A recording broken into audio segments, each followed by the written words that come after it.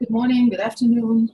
My name is Ashley Sanders Garcia. I'm a senior lecturer at the Department of English at AUB. I'm also chair of AMICAL's Digital Scholarship Committee and one of the organizers of and support team, which also includes Jeff and Alex, for the DHSI 2018 AMICAL cohort, which is a group of project-based teams from 5 AMICAL institutions. We're around 20 members. This cohort will be attending the 2018 Digital Humanities Summer Institute at the University of Victoria in British Columbia, Canada. I would like to welcome you all to the second webinar organized in support of this cohort. The webinar will be an hour long, 45 minutes of a presentation, followed by 15 minutes of Q&A. We will then take a 5-minute break and reconvene for a 1-hour private consultation session with Ashley for the members of the DHSI cohort. Alex Armstrong, our web developer and digital strategist, has already sent you, those who registered for the consultations, a link via email to join the second online meeting. I'll also share it at the end of the session, so in case you don't have that email available, you can join us in 5 minutes. Please bear in mind that this webinar is being recorded and will be posted on AMICAL's website publicly. Now we are very delighted to have with us today Ashley Sanders Garcia, who will be giving a presentation providing participants with a roadmap for planning a course that incorporates or is built around a digital humanities project based on the principles of backward design. This talk will cover the basics of backward design, how to stage a digital humanities project, choose a project stage for course integration, and scaffold the necessary knowledge and skills for students to successfully complete the assigned portion of the DH project. Each step will include practical examples of best practices and lessons learned from other DH projects. Allow me to welcome Ashley Sanders Garcia, who is Vice Chair and a core faculty member in the Digital Humanities program at UCLA. She holds a PhD in history with a specialization in digital humanities from Michigan State University and a Bachelor of Science in both history and mathematics from Western Michigan Universities. In her previous position at the Claremont Colleges, she served as director of the Digital Research Studio and a faculty member at Claremont McKenna College and Claremont Graduate University, where she taught DH courses and provided DH project and course design consultations. Ashley, I hand this session over to you. Thank you so much, Najla and Alex and Jeff, for organizing this session. And thank you everyone who is joining from so many different locations and time zones. As Najla mentioned, I am Ashley Sanders Garcia, and since you cannot see me, but only my screen at the moment, I decided to include a little picture so you know what I look like, and we'll see each other shortly, some of you for the consultation. If you are interested in keeping up with digital humanities news and events and things going on at UCLA and other locations around the United States, you can find me on Twitter @ThroughTheVeil. And I should also mention that you can find these slides online at my website, ashleysanders.com. And I believe Alex is including the link on the page for this presentation today. So you'll be able to come back to these slides if there's anything that you would like to review or projects that you would like to explore further. So today I will be talking about digital humanities project design, the stages and workflow that we go through as we plan and carry out projects, and then discuss backward planning, which is a principle from pedagogical best practices. And then we will get to designing your digital project-based course and talk about how to weave in these elements of DH project design as well as backward planning.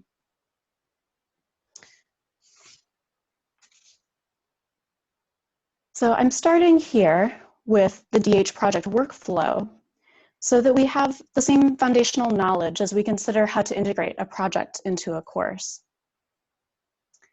Stephen Covey writes in The 7 Habits of Highly Effective People, "To begin with the end in mind means to start with a clear understanding of your destination. It means to know where you're going so that you better understand where you are now, so that the steps you take are always in the right direction." And we'll be following this principle of backward planning as we discuss both the DH project workflow and designing a course that integrates the digital humanities project. So to guide our thinking, I offer this graphic, which walks us through 7 stages of digital humanities project development.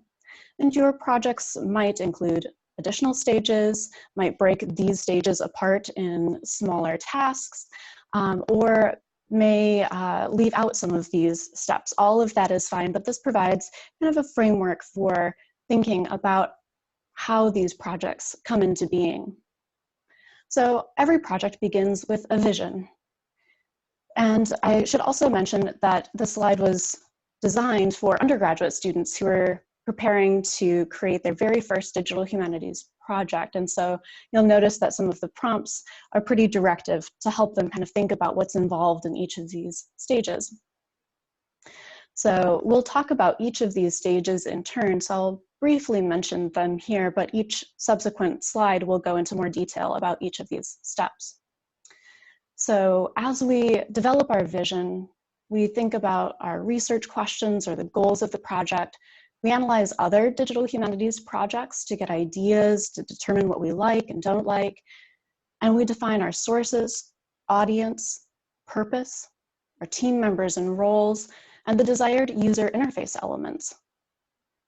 The next step is to consider our sources and to begin to gather and organize and prepare those materials. This might involve digitization, visual enhancement, data cleaning, note-taking, or creating data visualizations. In the third step, we begin our analysis. And again, the slide was designed with undergraduate students in mind.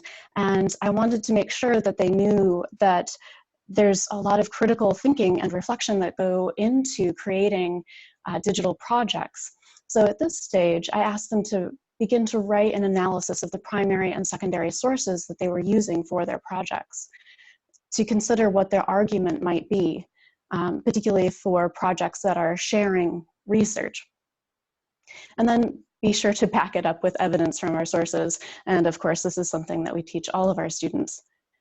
The fourth step is to review and revise the project design. So after we've worked with our sources, we've prepared them, we've analyzed both primary sources and our secondary literature, then it's time to revisit that project design and consider whether it still meets our goals, and then really begin to, in detail, decide how we want that final project to look and to interact with users and our source materials. And then, of course, we have to begin building. And this can be unpacked further, but building the project is going to be very project specific. As I reviewed the project proposals from everyone, sounds like everyone has a very different project. And so the building phase, of course, is going to look distinct for each of these different projects. And then I recommend a stage of peer review and revision. So having others take a look at what's been built and see if there are any interface designs that need to be changed or altered to make them easier to navigate, or if there's anything that needs to be clarified, or if source materials need to be presented in a slightly different manner. This is a really helpful step as we go through our design phase. And then, of course, the final stage is to present that work. And this is especially important as we integrate projects into our classrooms to give students the opportunity to present and to celebrate the work and the labor that's gone into the development of that project. So the next series of slides will go into greater detail. We've talked about some of this in the previous slide. So some of these slides I might go through a little more quickly, but they are here as reference material if you want to come back to this presentation. So again, as we begin with visioning, particularly for research-based projects, we want to be really clear what our questions are at the outset and to take some time to refine those questions so we have a really clear goal in mind as we begin. Of course, we need to identify our source materials and, again, analyze other digital humanities projects. If you visit my website, I have a separate presentation that includes these slides, but also includes links to many different digital humanities projects and kind of walks students through the process of analyzing those projects. What are the kinds of questions that we need to ask? So at this stage, it's also very important that we not only define our source materials, but we're very clear about the audience that we're trying to reach and the purpose of the project. We also need to figure out who our stakeholders are and incorporate as many of those stakeholders into our team, or at least give them an advising role so that they feel engaged with the project as it begins to develop. And we need to consider our user interface elements. Source materials. So are these going to be secondary sources, primary sources? What format are they in? We need to spend some time kind of analyzing the kinds of steps that we will need to take to prepare them for the project that we have in mind. I also encourage our students to use citation managers, for example, like Zotero, to keep track of references as they're beginning to do some of their background research. Then we also need to consider how we want to showcase our source materials and determine if there are any copyright restrictions. In the analysis stage, I encourage students to draft their analysis before they even begin building so that they can determine what their argument is, the evidence that they need to marshal to be able to support that argument. And then after completing a draft, revise it. Many of our students don't take the time to have somebody read over their writing before they submit it. So I definitely encourage them to have a friend or a colleague or a writing center consultant help them with that step. Then we begin the design. So we review our written analysis and we consider if anything has changed since we first drafted our vision. Then it's also really helpful to, even with a pencil and paper, sketch a revised design. You can use fancier website design software to create visual components digitally, but often a paper and pencil is enough at this stage. And then, of course, we begin to build it. So again, this will be unique to each project, and we can talk about this more, particularly in the consultation time that we have today.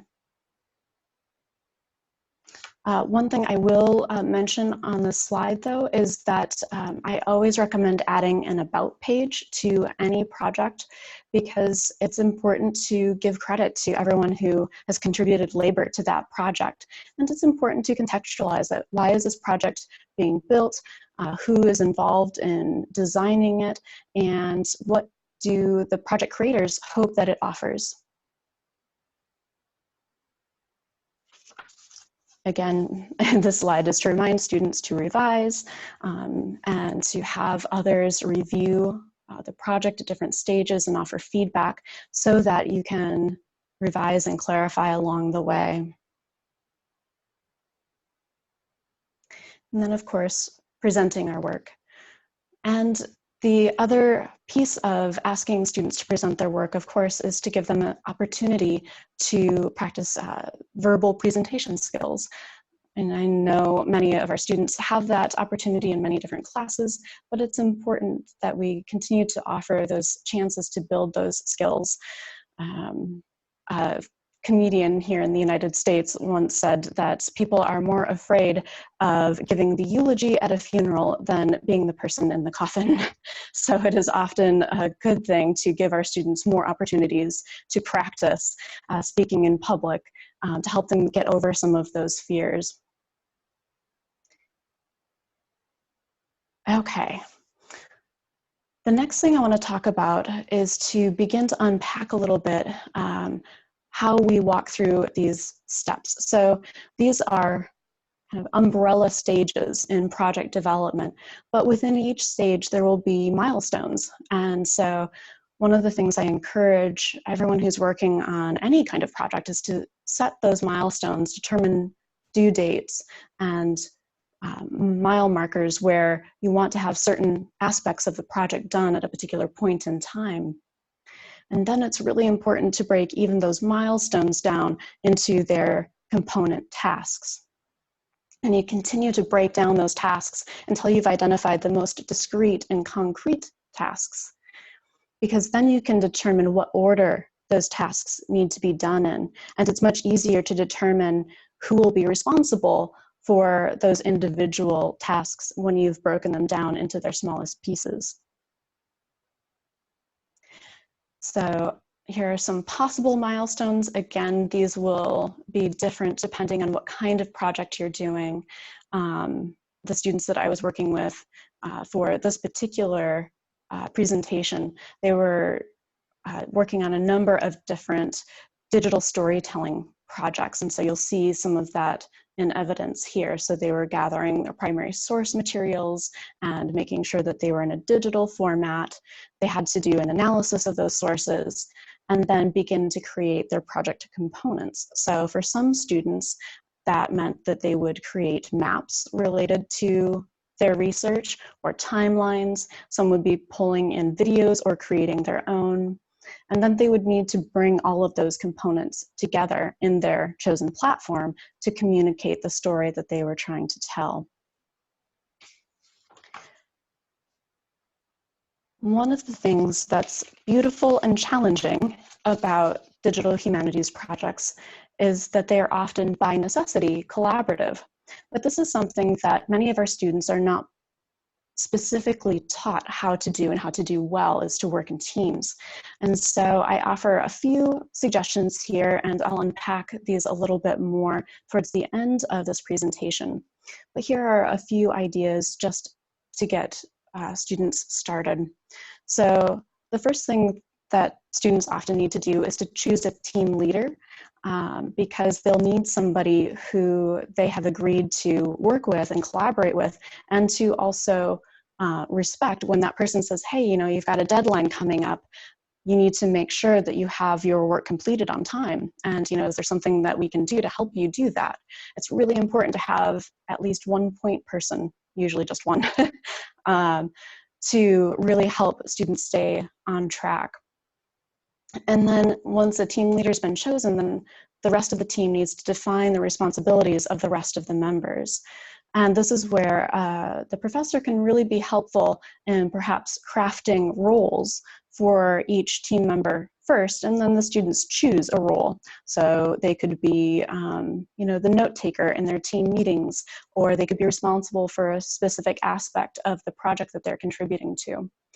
These roles could take a lot of different forms. It depends on the kind of project that they are undertaking. The other thing that I found really, really important in working with groups of students is having them determine how they want to communicate. So it could be using Google Docs to organize their work and collaborate on developing ideas and putting their plans together. Are they going to use Slack or email or text messages to communicate as they're working on projects, especially when they're working separately? Are they going to use a project management software tool like Asana or Trello?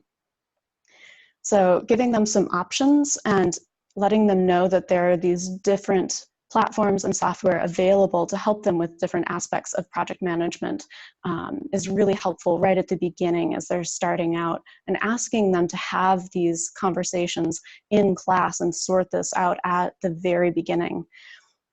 One other thing I'd like to add is ask the students to decide how they are going to communicate with one another when they are having trouble completing an element of the project. One of the areas of frustration with some of my students about a year and a half ago, as they were working through a project, is that some members were getting swamped, but they were not doing a good job of communicating that to the rest of their team. And so the rest of the team was getting very frustrated that the work wasn't proceeding at the pace they had anticipated. And so we pulled everyone together and talked through how they would communicate when they were feeling stressed out and overwhelmed, and the importance of communicating that to the team and making it okay to communicate that, and empowering the leaders of that group to say, I see you're struggling. Is there something that we can do to help? And giving them some of that language to use was also very helpful, because often they would get frustrated and they didn't know how to communicate that in a respectful way. And then finally, ask them to set up some accountability structures. And that could take many forms. I teased my students last semester that, they could get together for, dinner to work on a project, and there would be consequences if somebody didn't show up, and they could decide what those consequences would be. But having some form of accountability is really important. Okay, let's talk about backward design. So now we're going to think about the pedagogical aspect of this.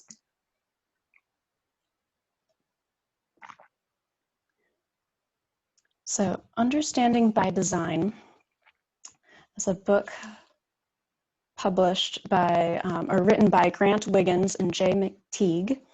And I should also mention a side note. I don't have the slide in here yet, but I will right after our consultation. I'll have a resources slide at the end of this presentation with links to other places to find example projects, articles I found helpful in designing classes, and this bibliographical reference as well. So all of that will be included at the end of the slides. So Understanding by Design is premised on 3 elements. We first identify desired results. So what do we want our students to learn and to know and to be able to do? And we determine acceptable evidence of their learning. And then we plan learning experiences and instruction. So here we can unpack each of these 3 stages. And Wiggins and McTeague also have a really helpful template that you can work through, and I'll include a link to that template as well. I've found it very helpful in planning every course I've taught up to this point. So as we begin to identify desired results, we start with a question. What do I want students to understand, know, and be able to do? Then we determine what evidence we're going to use to determine if they have learned what we hope they will. So how will students demonstrate desired understandings? By what criteria will their performance be judged? And then the third stage of planning is to consider carefully the learning activities. How are we going to help them reach the desired results that we have laid out? And so the authors have this helpful acronym here, where to. So where is the unit going, or the course? What is expected? H stands for hook the students and hold their interest. E is equip the students to undertake the tasks that we have set out for them.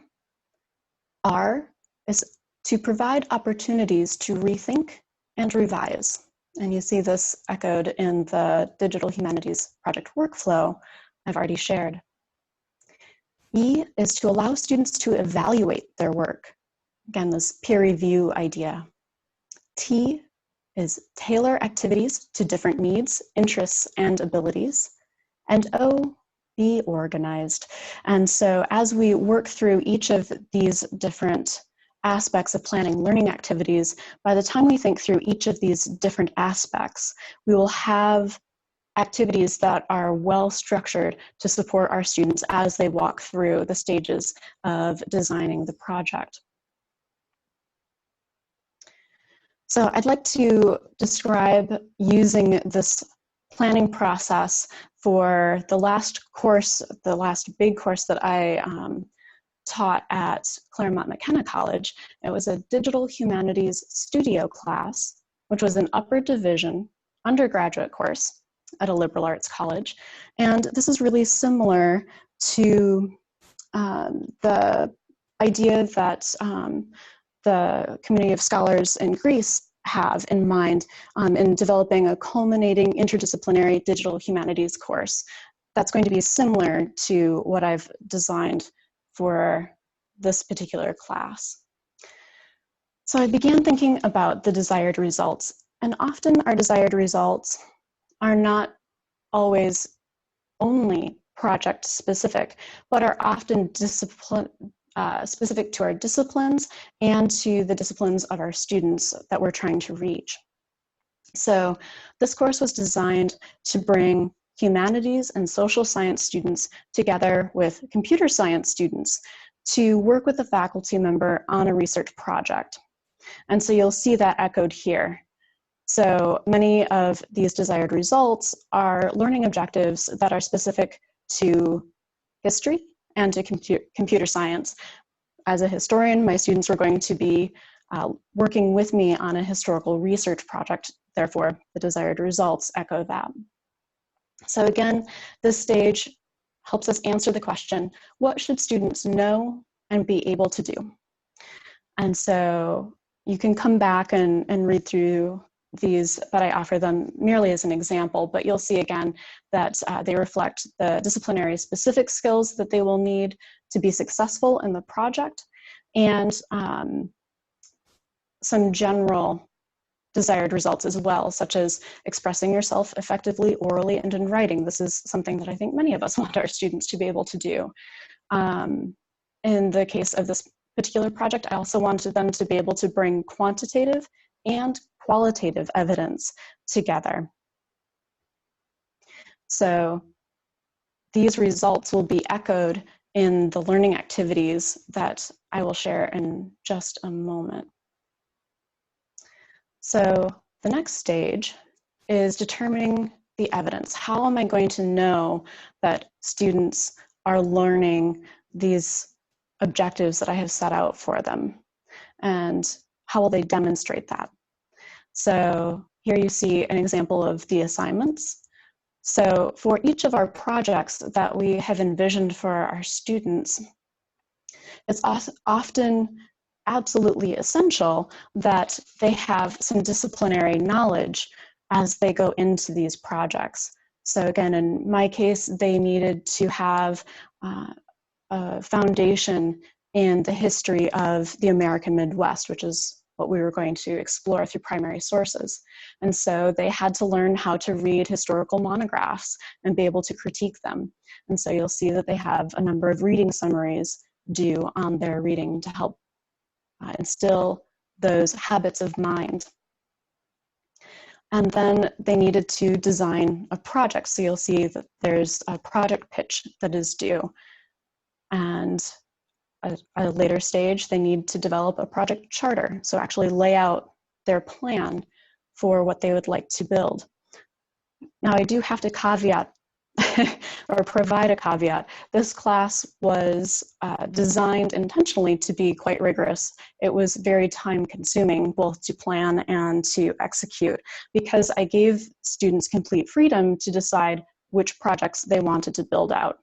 And it was a small class, it was a capstone class of 7 students, so I had 2 teams who each built out their own project. And allowing them the freedom to choose also meant that I needed to bring some experts in if they chose something that wasn't necessarily within my wheelhouse. And so as we think about what we would like to have our students do in a class, we also want to consider who's available to support each aspect of the work that they're doing and the kinds of skills that they need to develop along the way. Finally, you'll see on this slide a writing rubric. And I had rubrics for the presentation and for the project charter as well. And so this guided the students as they were putting together their reading summaries and as they were doing other aspects of the project work.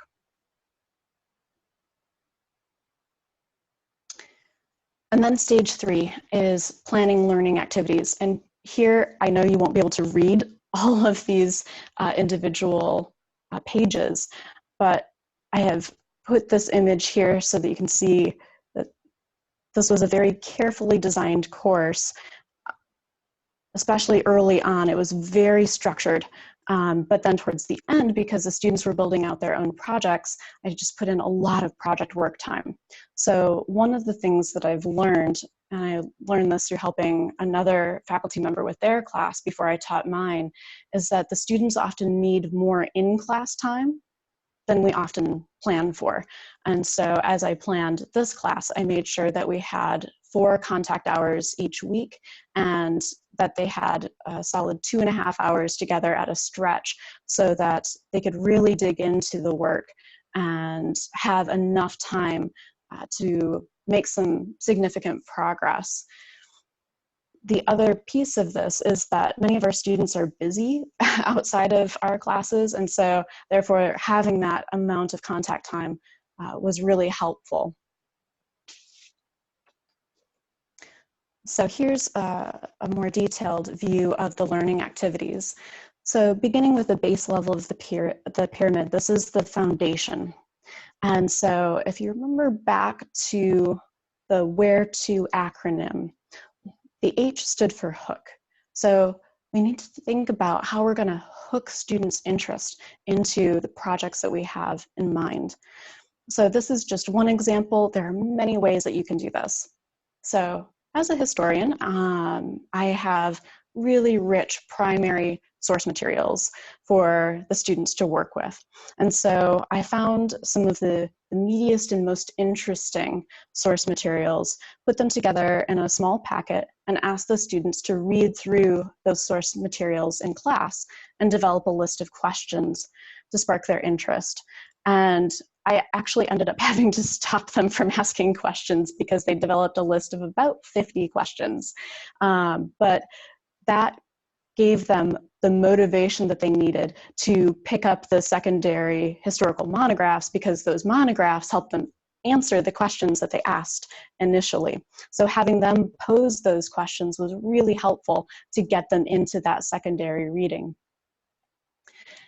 Then we needed to begin to build some basic skills. So you saw in one of the previous slides, the response papers, those reading summaries, helping them learn how to critique historical monographs, particularly for the computer science students who were in the class, for whom this was the first history class for many of them since high school.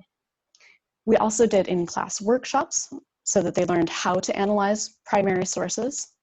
And then I provided several lectures on basic text analysis principles and methods. Then it was time to help them begin to imagine the possibilities. So we built some additional skills throughout the course, and midway through, it was about a 16-week semester class, I asked them to pitch their project ideas to the rest of the class, and then they voted on which projects they wanted to build out, and then they chose their teams based on interest in the project. And they were also really sensitive to the fact that they needed a mix of skills in these project teams. So that's one thing that you can either structure as a faculty member, you can place the students in teams, or if they themselves are aware that they need some different skill sets, they can kind of sort that out. And again, this was an upper division class, and so these students were pretty aware of what they needed in order to build these projects out. So then it was time to design those projects and then carry them out. And so I can unpack this more in the Q&A. If you have questions, I'm happy to talk about this.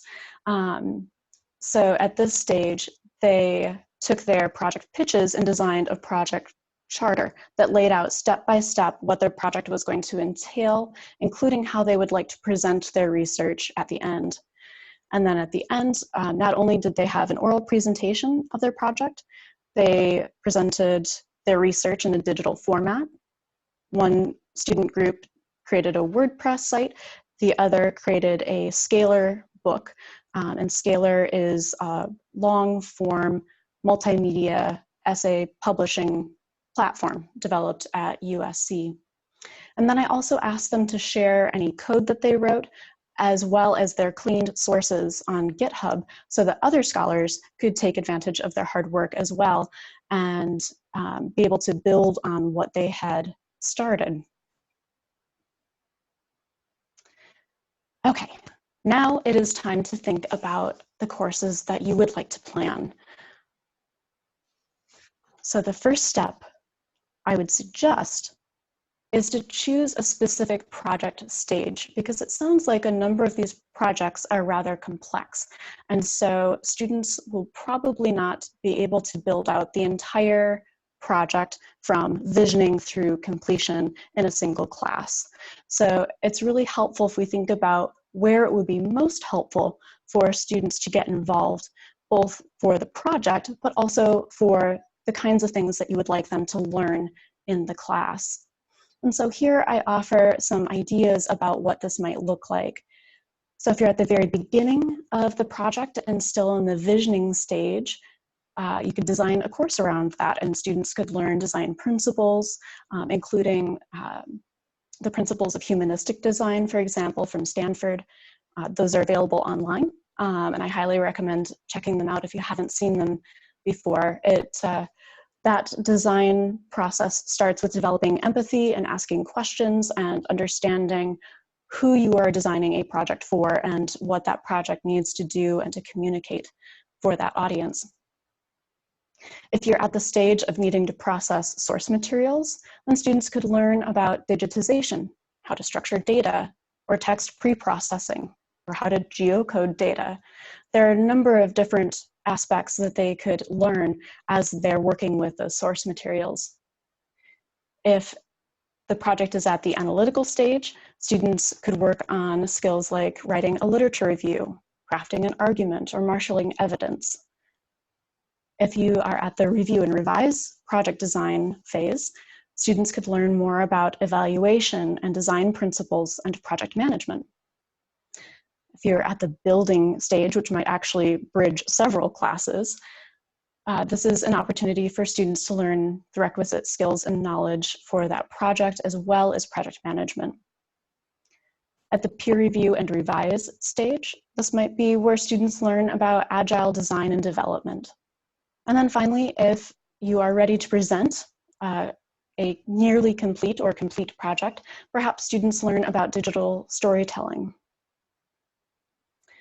So I'm going to pause just for a moment here and give you a chance to write down any skills or knowledge that you could envision students learning by being a part of the project that you've imagined. And then what would you like students in your class or others' classes to contribute to the project? So I'm going to pause just for a moment so you can jot down some ideas.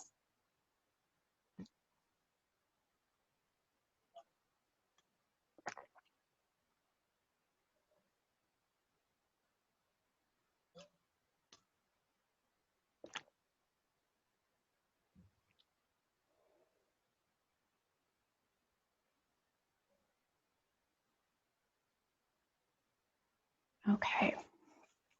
The next question, and again, we're following the principles of backward design. What do you want students to produce? What products will contribute to the goals of the project? How will these products move the project forward? And again, what do students need to know and be able to do to create these products? The next step is determining the evidence. So once you know what you want students to produce, you've just defined the evidence of their learning that you'd like to see. The next thing to consider is how you will assess their learning and progress toward the learning and project objectives along the way. As we know from literature on best practices in education, it's really helpful to have formative assessments and low stakes assessments along the way so we can catch students when they're struggling before they get really frustrated, and also reward students when they're doing well. So I offer several examples of classes designed around projects. And you can go and view the entire syllabus at claremontdh.omeca.net. Both the image of the syllabus is linked and the website follows to make it easy to find. This is also where you can find a number of digital humanities projects that have been built out at the Claremont colleges. So you get to see both sides, the syllabus and the results of some of this work. So this project comes from a religious studies professor's class in which the students were working to build a virtual reality 3D reconstruction of the site. To do this well, though, the students needed to know about Buddhism, archaeology, and the history of the field.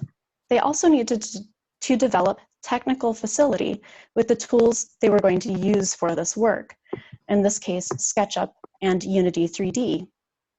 So here you can see some of the scaffolding that the instructor has built into this course. He's asked students to write critical engagement essays in which they discussed the works they've read and put them into conversation with one another. Students were also asked to complete studio checks to ensure they stayed on track with their digital work and record their work in studio notebooks, which document the decisions they made as they built out the project.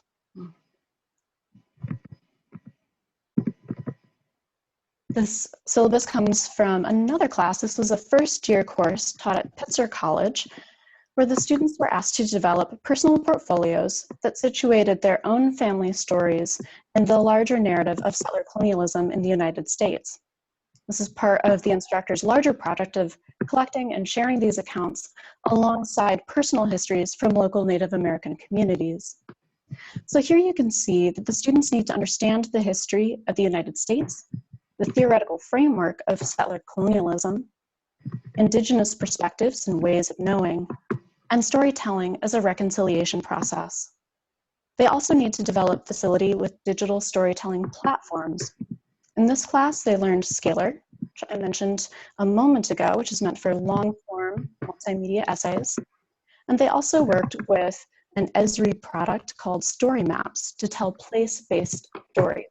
So Story Maps is a platform that allows you to integrate maps and layers through GIS with the narrative account that you're trying to share.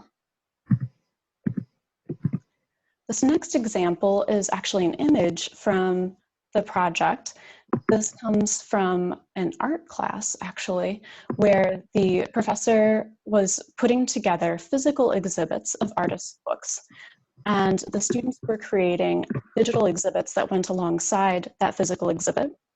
And then over the course of the semester, the students learned how to create their own physical exhibits and created corollary digital exhibits alongside them.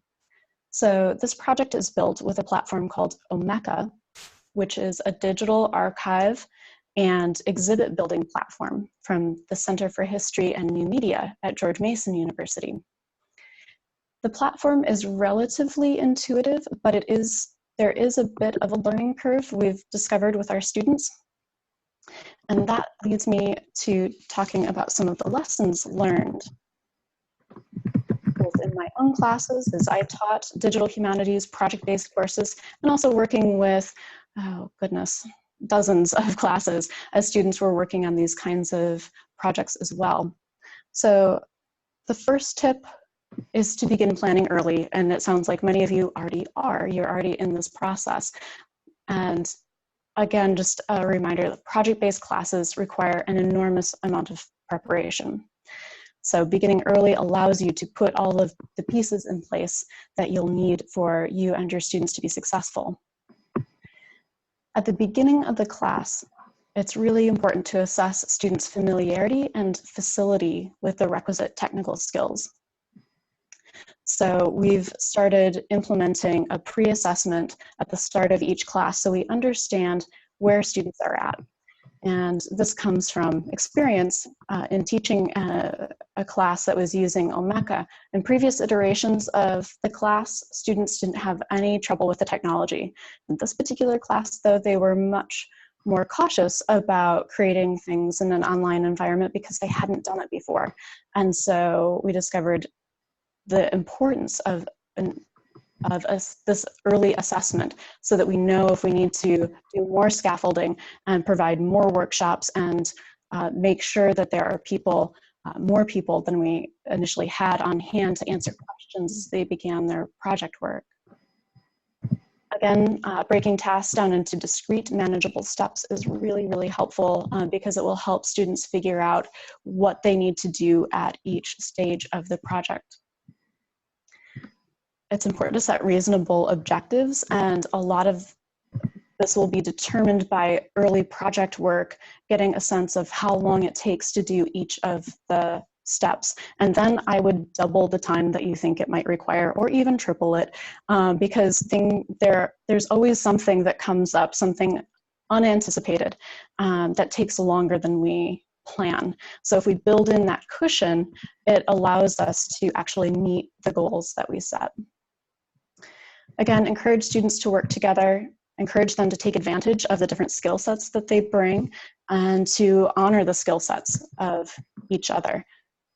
So in one of the early iterations of these capstone courses, we had computer science students working with humanities students, and the humanities students knew the value of the computer science students' skills, but it did not take long for the computer science students to realize how much they needed the humanities students to frame the questions in ways that were meaningful for humanistic research and humanistic project development.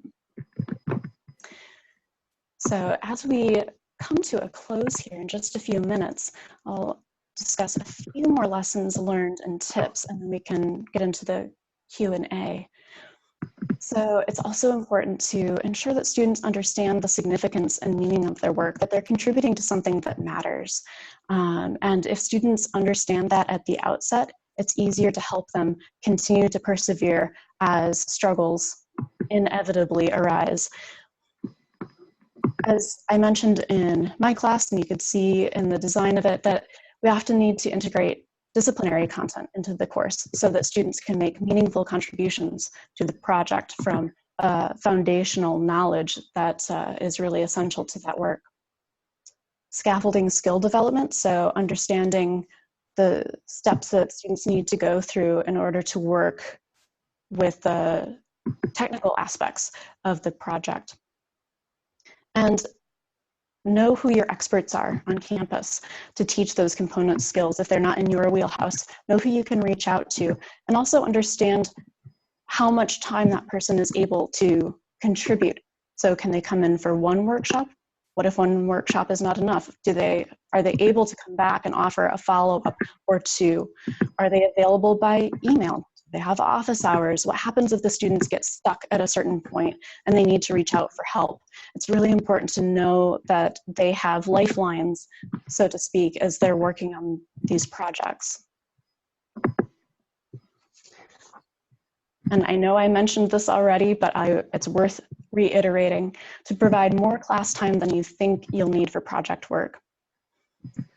Again, set milestones throughout the term to help students stay on track. Assess students' skill and knowledge development leading up to each of these milestones so you catch them early if they are struggling. Establish clear expectations for student work. Some of the most successful projects that I've been a part of have had rubrics for each of these milestones for students so that they knew exactly what was required of them at that particular moment. Implement accountability structures. And then finally, if we're asking students to work in teams, help them define team roles and ask them to select roles and follow through on those. Again, teams require a leader, so be sure that students choose one person to keep everyone accountable and agree to work collegially with this person. And then finally, explicitly teach both project management and teamwork skills. Okay, we've got about 10 minutes left. Here is the link for the slides. And again, I will make sure that I add that resources slide so I can point you to other things that might be helpful as you work on planning these courses. And we can open it up for questions. So again, go ahead and use the chat, and Najla will read those questions off to me.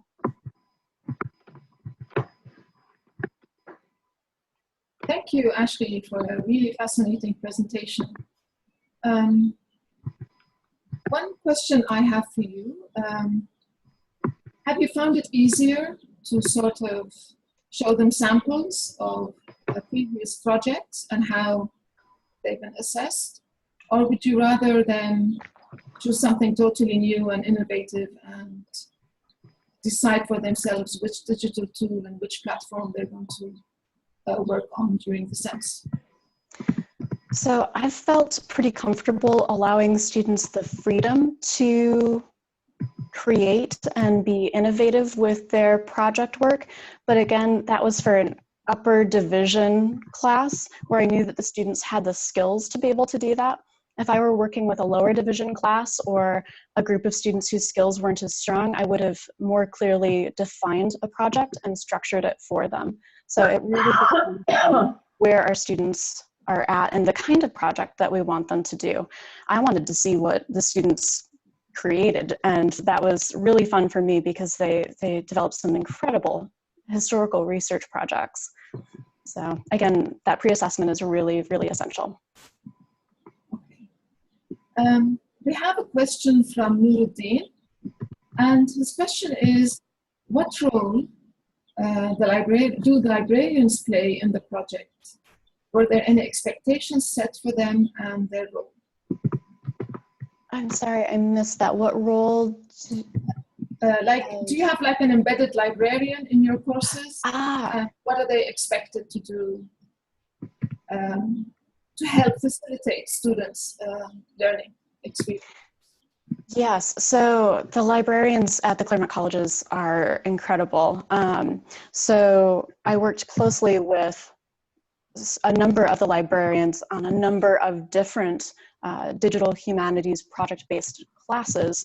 So the librarians at Claremont often got involved in the AMICAL projects because that was really a chance for them to bring the librarians to bring their own skill sets in and support the students, because they could help them understand what metadata is and what good metadata looks like and why it's important, and help them build out those projects and, again, scaffold that learning throughout.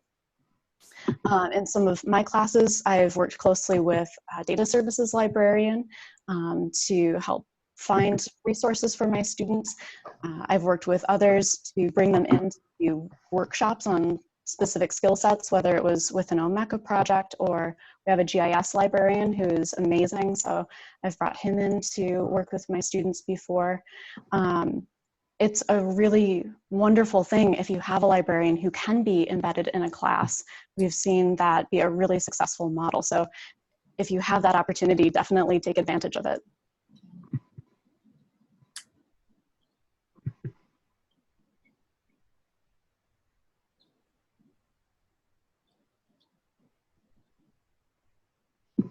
Okay, so we have multiple questions here. As we begin to plan the EDGE projects, both for courses and standalone research, what are the most important factors that we need to consider beforehand? That's a really good question. I would say the sources that you're going to use and what form they're in, how much processing are they going to need to get them ready for integration into the project. Audience is a really important question. Who are you designing the project for? Because that will determine tone and layout and format and many different things. And then what tools and platforms are you going to be using? And therefore, what skills do the team members and the students involved in the project need to have to be able to work with those tools and methods and platforms? And then who can teach those skills, and making sure that you've got the right people on hand to help with the technical aspects of the project, because unforeseen things arise all the time in every kind of project that we build, but particularly digital humanities projects. There's always something that comes up. My experience with getting support from IT people or digital skilled IT staff is a bit mixed, because sometimes they have their own working schedule, they have their own boss to answer to, and they go on conferences. Mm-hmm. So I personally try to learn the tools, as much as possible. Mm-hmm. And so that I can feel comfortable grading their effort. You know, if you Yes. understand the ins and outs of a tool, then you would know that every kind of effort can be actually graded, you know?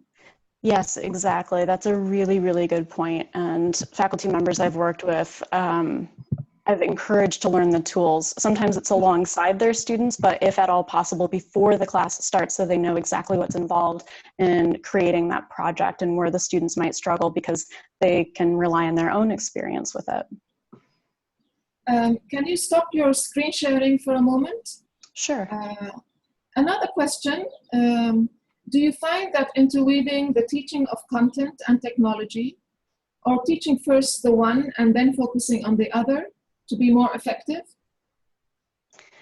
I found teaching both alongside each other to be the most effective route. So teaching both the content knowledge, the disciplinary knowledge, as well as beginning to scaffold the basic technical skills along the way. Because I found that we really have to start teaching those technical skills early, even with students who feel pretty comfortable in the digital environment, because they're usually very specific skills that they'll need for a project. So beginning that as early as possible is really important, because it gives them time to work out bugs and to begin to develop more confidence in their skills before they begin to be assessed on their work. Yeah. A question I continuously get from faculty members is, how much time do you spend learning the tools? And you always have to tell them, you know, you just have to take the risk and be ready to experiment, and also teach students some core values that belong to the DH community, which means something like autodidacticism. Don't be afraid to, you know, try to find solutions yourself, and so on.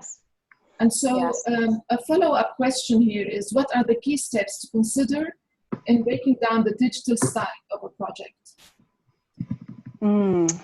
That's a really good question. And unfortunately, it really depends on the project itself. Let me give you an example. So if, for example, the project is to create digital exhibits, the first step is choosing the source material, getting the source material ready for ingestion into the digital archive, teaching students metadata skills, and then having them actually go through creating the metadata for each source, and then creating very clear expectations of what should be included in the digital exhibit in the final presentation of it. Yeah. And do you grade the project at different stages, or you just put a final grade? Because that can help students, yeah? Yes, definitely. Divide the project into phases and give them different grades for each phase, right? Yes, exactly. And it gives them feedback along the way as they're building it, so they know if they're meeting expectations or not. Any other questions? We have around 2 minutes.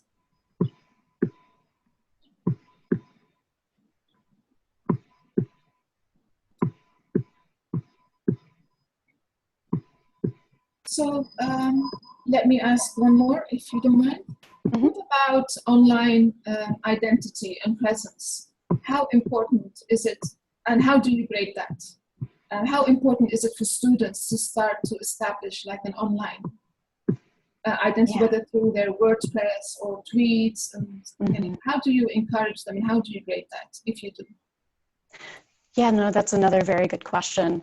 I haven't done this with undergraduates, although it's a really good idea as I think about it. But I have done this specifically with graduate students. And when working with graduate students in each of the classes I've taught with them, ask them to build their own website. Usually it's using free software, you know, whether it's WordPress or Weebly or Wix, or there are many, many others. Wherever they're comfortable kind of beginning that process. And I have a set of things that they need to include in that website. So they'll need to include their CV, they'll need to include an about page, writing samples, some examples of their digital project work, I also have a workshop that I do on Twitter for academics because it's targeted for graduate students and faculty members so that they understand how to begin to develop their digital identity. We talk about sharing work and the value of open access and making our work as open as we possibly can while also respecting our work with publishers. And then we also talk about using online tools as a networking tool to develop their academic kind of cohort and continue the conversations that we start kind of in person in an online environment. Okay, I think we have to wrap up this first part of the webinar. Thank you so much, Ashley, for this fascinating presentation. Of course, we can continue the conversation on AMICAL Connect.